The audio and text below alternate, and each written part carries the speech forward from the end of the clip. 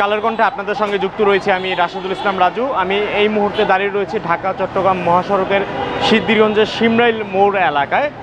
ঈদযাত্রার বর্তমান পরিস্থিতি নিয়ে যদি আমি বলতে চাই যে আজ সকালবেলা যাত্রী এবং যানবাহনের চাপ তুলনামূলক কম থাকলেও বেলা বাড়ার সঙ্গে সঙ্গে আমরা ঢাকা চট্টগ্রাম মহাসড়কে যাত্রীর চাপ বেড়ে গিয়েছে। আমি আজ দুপুর থেকেই দেখতে পাচ্ছি যে যাত্রীর চাপ বেড়ে যাওয়ার কারণে ঢাকা চট্টগ্রাম মহাসড়কে যে সার্ভিস লেনটি রয়েছে এই অংশটিতে তীব্র যানজট আমরা লক্ষ্য করছি। তবে ঢাকা চট্টগ্রাম মহাসড়কের মূল যে অংশটি ওই অংশটি কিন্তু এখনও পর্যন্ত খালি রয়েছে। এদিকে এখানকার যেসব বিভিন্ন দূরপাল্লার পরিবহন কর্তৃপক্ষ রয়েছে তাদের সঙ্গে আমরা কথা বলেছি যে গতবারের তুলনায় এবার তুলনামূলক যাত্রীর চাপ তারা কম লক্ষ্য করছেন। তবে গত কয়েকদিনের তুলনায় যদি বিবেচনা করি তাহলে আজ তুলনামূলক দুপুর থেকে যাত্রীর যে চাপ তারা বেশি লক্ষ্য করছেন।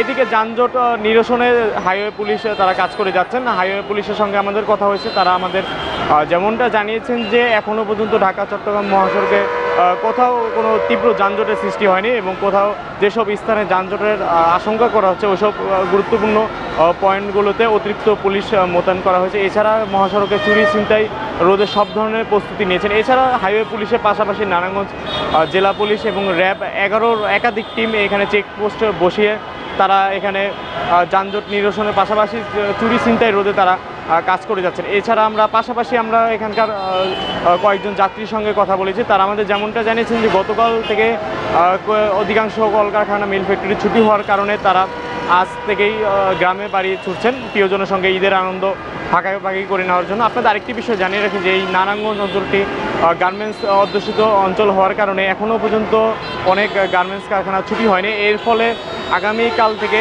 আগামী দুদিন তুলনামূলক যাত্রী চাপ বেশি থাকবে। আপনাদের আরেকটি বিষয় জানিয়ে রাখি যে ঢাকা চট্টগ্রাম মহাসড়কটি মূলত বাংলাদেশের অন্যতম একটি ব্যস্ততম মহাসড়ক, যে মহাসড়ক দিয়ে 17টি জেলার প্রায় 30 থেকে 35 হাজার যানবাহন চলাচল করে থাকে। তবে ঈদের সময় এই যানবাহনের চাপ তুলনামূলক বেড়ে যায় এবং ঈদকে ঘিরে কিন্তু প্রায় কোটি মানুষ এই মহাসড়ক ব্যবহার করে নারীর টানে গ্রামে বাড়ি ছুটে যান।